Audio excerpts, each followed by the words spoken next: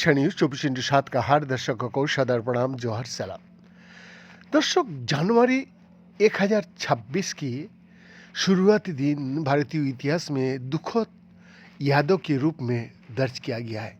जी हाँ, 6 जनवरी को 1026 साल में गजनी की सुल्तान महमूद सोमनाथ के तट पर पहुंचे, जहां प्राचीन और पूजनीय मंदिर हिंदू भक्ति और दृढ़ता का प्रतीक था। मंदिर का रक्षा करने वाली किले में ब्राह्मण और उत्साही भक्त तैनात थे, जो आक्रमणकारियों का हर हमले का जवाब देने के लिए तैयार थे।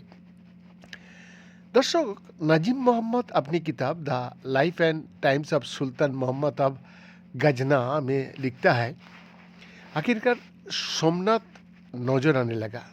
सुल्तान गुरुवार 6 जनवरी 1026 को वहां पहुंचे और उन्होंने समुद्र तट पर निर्मित एक मजबूत किला देखा।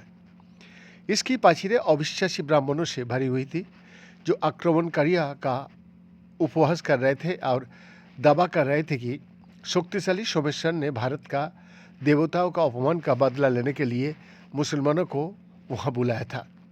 हालांकि किले का सेनापति संभवतः आक्रमणकारियों का सामना करने की अपनी क्षमता और उन्हें नष्ट करने के लिए मूर्ति शिवलिंग से मिलने की शक्ति दोनों का प्रति शंका में था।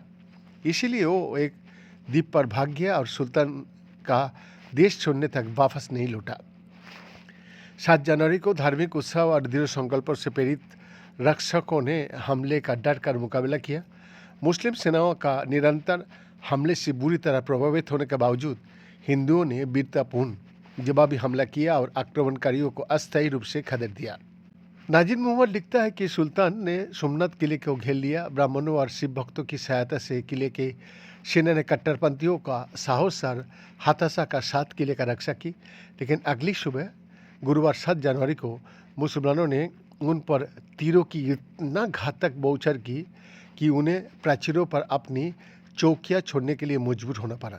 दोपहर में जुमे के नमाज के समय के आसपास मुसलमानों ने किले की दीवारों पर चढ़कर आजान देकर अपनी जीत की घोषणा की।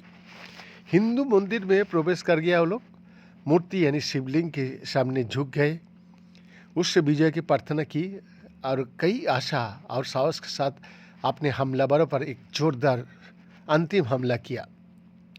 मुसलमान इस भयंकर हमले से स्तब्ध रह गए और शाम होने से पहले ही हिंदुओं ने उन्हें उस स्थान से खदेड़ दिया जिस पर उन्होंने कब्जा कर लिया था।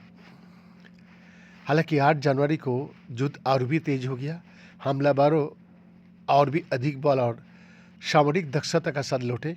उन्होंने किलेबंदी पर कब्जा कर लिया और रक्षकों को मंदिर के द्वार तक खदेड़ दिया। इसके बाद एक खूनी और भयंकर संघर्ष हुआ, जिसमें हिंदू योद्धाओं की टुकड़ियों ने मूर्ति यानी शिव जी का आशीर्वाद लेकर दुश्मनों पर जोरदार हमला बोल दिया।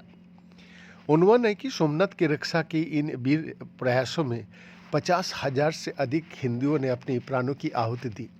अपने साहस और कट्टरता के बावजूद रक्षक सुल्तान महमूद की सेनाओं की रणनीतिक क्षमता और शक्ति के सामने वो लोग ज़्यादा कुछ कर नहीं पाया और सुल्तान ने मंदिर में प्रवेश किया, मूर्ति यानी शिवलिंग को विकृत करके उसको अवशेषों को जलाकर उसका अपमान किया। कथित तौर पर 2 करोड़ दिनार का खजाना को लूटा और मंदिर को राख में बदल दिया। ये था मुस्लिम अत्याचारी सुल्तान लोगों का कहानी। देर का एक्सक्लूसिव रिपोर्ट।